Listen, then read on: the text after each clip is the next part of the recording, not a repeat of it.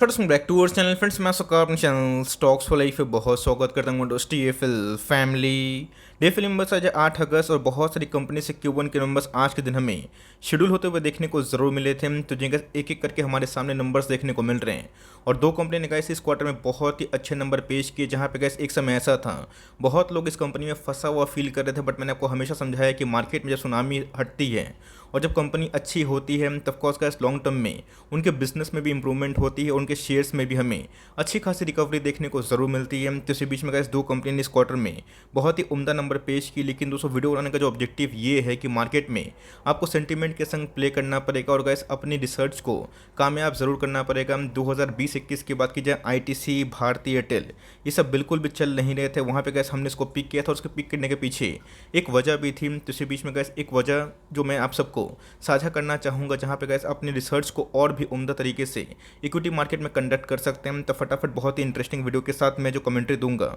उसको आप ध्यान सुनिएगा। चैनल फर्स्ट टाइम होंगे सब्सक्राइब कर सकते हैं इस तरह क्वालिटी कंटेंट को सबसे पहले एक्सेस करने के लिए। Now without dealing any for time let's begin.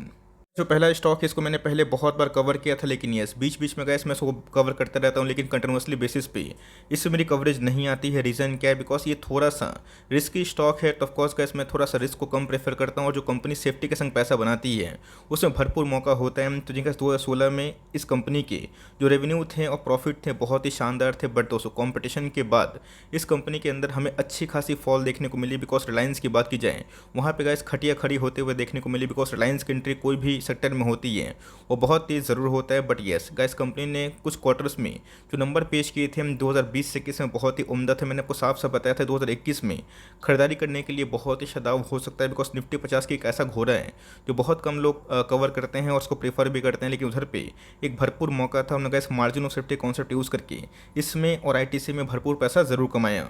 अगर आप देखें उस समय स्टॉक का नाम अगर आप देखें तो मैं भारती एयरटेल के बारे में डिस्कस कर रहा हूँ, लेकिन यस उसको छोड़ के एक और कंपनी है जिनकी इस क्वार्टर में नंबर्स बहुत ही उम्दा हमें देखने को मिल रहे हैं। लेकिन उस पर जो सीख है वो आपको बताना चाहूँगा। उस समय भारती एयरटेल के प्राइस की बात की जाए 500-400 के आसपास ट्रेड कर रहा था और उसके बाद हमें अच्छी खासी रिकवरी देखने को मिली। तो जिनका मैंने आपको साफ साफ बताया भी था कि ये अपने आप में ही 2022-23 में अच्छा खासा कंटेंडर बन सकता है। बिकॉज वोडाफोन आइडिया को मैंने कभी प्रेफर नहीं किया। बिकॉज मार्केट में अगर डुओपोली होती है तो जिनका वहाँ पर रिलायंस और एयरटेल ही सर्वाइव करेंगे और जिस रफ्तार से एयरटेल ने रिलायंस को काउंटर किया है वो अपने आप में बहुत ही उम्दा ज़रूर है। आ चुके हैं भारती एयरटेल के नंबर और नंबर्स की बात की जाए ऑफकोर्स का इस प्रॉफिट फॉल होता हुआ देखने को ज़रूर मिल रहा है। बट येस रेवेन्यू के टर्म्स में इस कंपनी ने इस क्वार्टर में जो एस्टीमेट है उसको मीट ज़रूर कर दिया है। मैंने आपको साफ साफ बताया कि हमें कोई भी स्टॉक में निवेश करना है तो बहुत ही सेंसिबली निवेश करना है। ये सोचना है कि आने वाले कल में कंपनी रहेगी या फिर नहीं रहेगी। और मार्जिन ऑफ सेफ्टी का जो कॉन्सेप्ट है अगर आप इसको जिस यूज़ करना सीख जाएंगे तो मार्केट में गैस आपको फॉल से बिल्कुल भी डर लगेगा नहीं।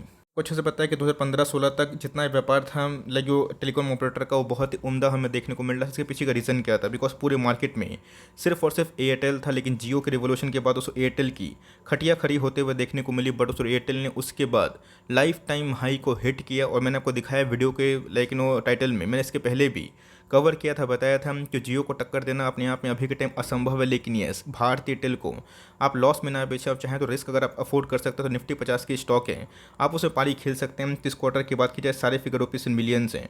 27,000 करोड़ का दोस्तों जो रेवेन्यू है अभी के टाइम में 32,000 करोड़ के आसपास, 32 से 900 करोड़ के आसपास ये स्टैंड ज़रूर हो रहा है। क्वार्टरली बेसिस की बात की जाए तो इन्हें 31,000 से उसमें भी उछाल देखने को मिल रहा है। बट येस यहाँ पर गैस अगर बॉटम लाइन को छोड़कर टॉप लाइन को देखें, टॉप लाइन और बॉटम लाइन बहुत ही इंपॉर्टेंट होते हैं। तो बॉटम लाइन की बात की जाए तो जिनका इस कंपनी का जो प्रॉफिट है खर्चे बढ़ने की वजह से ऑफकोर्स उसमें इजाफा हमें देखने को मिल रहा है। तो ऑफकोर्स 1100 करोड़ के आसपास जो प्रॉफिट था अभी के टाइम 1600 करोड़ है। लेकिन ये क्वार्टरली बेसिस में हमें अच्छी खासी फॉल देखने को मिल चुकी है। तो इधर पे गए जो नंबर्स हैं उसमें एस्टीमेट जो रेवेन्यू था वो अनुमान था, लेकिन इस क्वार्टर में जो खर्चे हैं वो भी काफ़ी बढ़ते हुए देखने को मिल रहे हैं। ईपीएस की बात की जाए 0.51 से उसमें अच्छी खासी उछाल हमें देखने को मिल रही है। क्वार्टरली बेसिस की बात की जाए वो डाउन ज़रूर है। गैस नो डाउट आपको पता है कि मार्जिन्स के एक्सपेंशन की वजह से, मार्जिन्स में बढ़ोतरी की वजह से ऐसे बहुत सारी कंपनी से टेलीकॉम ऑपरेटर में भी प्लस माइनस होते रहते हैं। तो भारतीय को गैस मैंने इसके पहले कवर इसलिए किया था बिकॉज उस समय ये स्टॉक 400-500 के भाव पे था। लेकिन येस मल्टीपल टाइम फ्रेम में गैस हमें एक मेगा ब्रेकआउट देखने को ज़रूर मिला था। तो गैस मैं अभी भी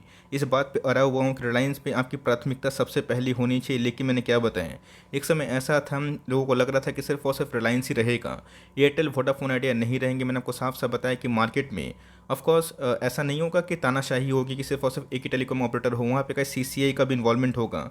और एग्जैक्टली क्या जिन्होंने उस समय कन्विक्शन दिखाया, स्टडी किया, रीड किया, उनके पैसे ज़रूर बने। तो उस समय ये कंपनी का जो शेयर प्राइस था 400-500 के आसपास था, बट ये सभी के टाइम में 700 के लेवल पे ट्रेड जरूर कर रहे हैं। में भी गैस वही हुआ था जो आईटीसी में हुआ था, डाउन ट्रेंड का स्टॉक था। पिछले 10 साल में इसने कोई परफॉर्मेंस नहीं किया था। रीजन साफ था, बिकॉज एक ऐसा स्टॉक हो चुका था जहां मार्केट बहुत ही कड़े वे से मॉनिटर कर रहा था इनके नंबर्स कैसे आएंगे, बिकॉज रिलायंस जियो ने खटिया तो खरीद की थी, लेकिन ऐसी कैसे अपने आप में ही जो मैनेजमेंट का कमाल है, जहाँ पे गैस कंपनी अभी भी प्रॉफिटेबल बिजनेस में काम कर रही, जहाँ पे इनके पीयर्स में अभी भी हाईली लॉस में कंपनी में वोडाफोन आइडिया की बात करूँ, लेकिन यस इसी बीच में गैस अगर आप चाहें तो अपनी पोजीशन को कंटिन्यू कर सकते हैं। फ्रेश एंड ट्रे की बात की जाए मैं रिकमेंडेशन नहीं करूँगा, लेकिन यस आप चाहें तो इसके बाद रिलायंस को अपने पोर्टफोलियो में जगह दे सकते हैं, बिकॉज अभी भी अगर आप देखें तो ऑल टाइम हाई से बहुत बड़ा डिस्काउंट प्राइस में अवेलेबल नहीं है। लेकिन यस अगर आपके पास की कंपनी है आप इसको ज़रूर कंटिन्यू करें, लेकिन यस अगर आप उसमें अभी भी निवेश करना चाहते हैं तो मेक श्योर गाइस थोड़ा सा ही निवेश करिएगा, लेकिन मैक्सिमम जो लोकेशन है आप रिलायंस में होनी चाहिए। अगर आपको रिस्क लगता है देन कोई बात नहीं, बट यस इस वीडियो को बनाने का ऑब्जेक्टिव क्या था कि जब हमने इसको फाइंड किया था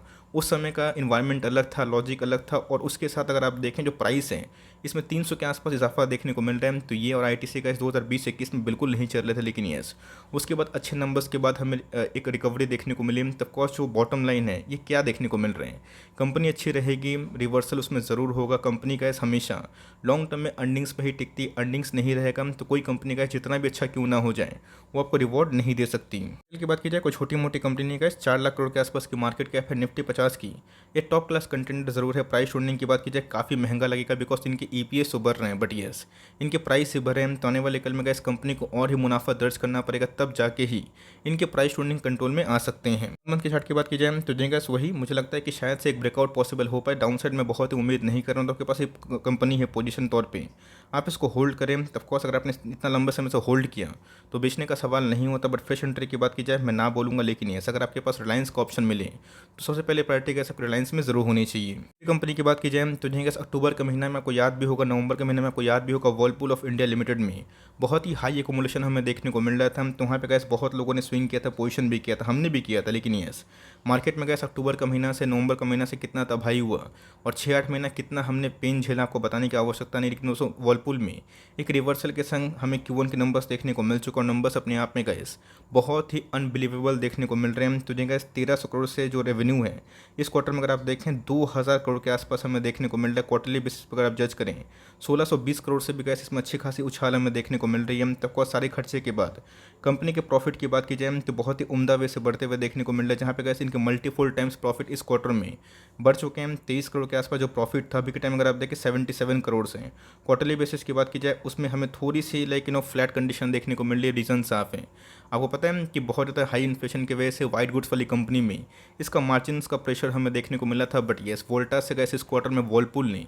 बहुत ही अच्छे पेस जरूर किए हैं। तो 1.84 का जो ईपीएस है अभी के टाइम में 6.14 हो चुका है, जो अपने आप में गैस 3 टाइम्स है, जो मेरे हिसाब से इस क्वार्टर में कंपनी ने बहुत ही अच्छा नंबर्स रजिस्टर किया। रही बात क्वार्टरली बेसिस की तो इसमें हमें फ्लैट कंडीशन देखने को जरूर मिल रही है।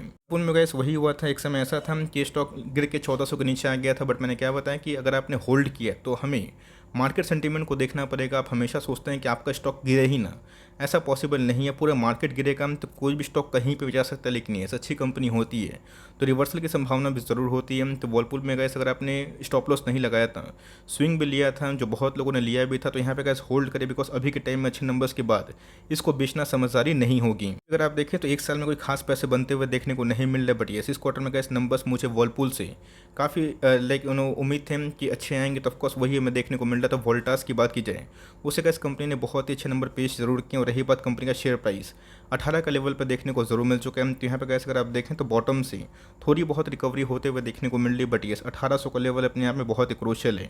अगर इसको तोड़ नहीं पाएगा, सस्टेन नहीं कर पाएगा तो ऑफकोर्स एक डाउन साइड होगा, बट मैं बहुत ही मेजर डाउन साइड यहाँ से अब उम्मीद नहीं कर रहा हूँ। लेकिन यस आने वाले कल में गैस 18 और 2000 का लेवल तोड़ेगा तो बहुत ही क्विक टाइम में गैस 2200-2400 के आसपास भी ये दर्शन आपको करवा सकती है। में गैस अगर आपको बाइंग करने का मौका मिलता है तो यहाँ पर कोई मुझे खराब लेवल्स दिखाई नहीं पड़ता, बिकॉज देखिए एक मिड कैप कंपनी है, ऑल टाइम हाई से अभी डिस्काउंट प्राइस में अवेलेबल है, 79 का पी है। रही बात आरओसी की, आरओई की, ये भी क्वाइट इन लाइन है। लेकिन उस कंपनी की सबसे खास पत्थर पे ये है कि कंपनी के ऊपर कोई भी डेट नहीं है, और कंपनी के जो प्रोमोटर होल्डिंग है वो क्वाइट इंटैक्ट देखने को जरूर मिलते हैं। कि बोरिंग्स पर अगर आप ध्यान दें 134 करोड़ के आसपास बोरिंग्स बहुत बड़ी बोरिंग्स नहीं है। रही बात रिजर्व्स की, ये भी गैस हमें ईयरली बेसिस पर अच्छे खासे बढ़ते हुए देखने को मिल रहा है। रही बात बोरिंग्स की, एक समय कंप्लीटली जीरो बोरिंग्स है, लेकिन यस 131 करोड़ के आसपास बोरिंग्स बहुत बड़ी कंसर्न का मैटर मुझे दिखाई नहीं पड़ती। बात प्रमोटर होल्डिंग की, तो यही मैं सबको सिखाना चाहता हूँ। बीच में तो गैस इसको लेकर कितने नेगेटिविटी थी, लोग डेली कमेंट कर रहे थे। मैंने आपको बताया था टाइम दीजिए, कंपनी अगर अच्छा होगी तो वो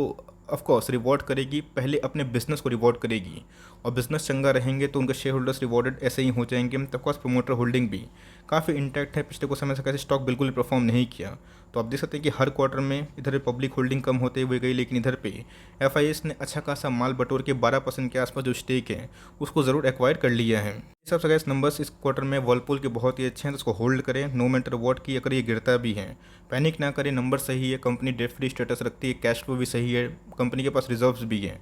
अधिकांश जो लाइक स्टेक है प्रमोटर के पास ही है, तो कोई कंसर्न वाली बात नहीं, बिकॉज पिछले कुछ समय से इसमें 1 मंथ के चार्ट में गैस अच्छी खासी रिवर्सल हमें देखने को मिल रही। रही बात अगर कभी भी मैकडी में बुलिश क्रॉसओवर होते हैं तो कंपनी का शेयर प्राइस अच्छा खासा रिवॉर्ड कर सकता है। मंथली अगर आप आरएसआई इंडेक्स देखें तो कोविड के नीचे भी जा चुका था। तो ऑफकोर्स मुझे लगता है कि अभी भी ये company share wise margin of safety पे है, लेकिन यस अगर आप निवेश करते हैं तो मेक श्योर आपकी होल्डिंग लंबी होनी चाहिए। कल गिरता है तब कंप्लेन ना करें कि सर गिर क्यों रहे हैं। कम से कम दोस्तों मिड कैप को चलने के लिए, लार्ज कैप को चलने के लिए कम से कम 3-5 साल का समय नहीं देंगे, आपको समझ में नहीं आएगा। तो इतने समय से अगर आपने वर्लपूल को होल्ड किया, ऐड किया, तो कंटिन्यू करें। और फ्रेश एंट्री की बात की जाए तो मेक श्योर अगर आपका विजन लंबा है तो आप अभी भी कर सकते हैं, और एक डिप मिलता है तो बहुत ही अच्छी बात हो सकती है। आई होप मेरे एफर्ट आपके लिए हेल्पफुल है। दोनों में से कौन सी कंपनी के नंबर्स अच्छे लगे और क्या सीखने को मिला कमेंट बॉक्स में जरूर ड्रॉप कर सकते हैं। वीडियो सही लगी तो लाइक करके इनकरेज जरूर करिएगा। चैनल फर्स्ट टाइम होंगे तो सब्सक्राइब करके बेल आइकन को प्रेस करना भी ना भूलिएगा। तो गाइस मिलते हैं जल्दी ही, तब तक के लिए bye. Thanks for listening friends, God bless you all.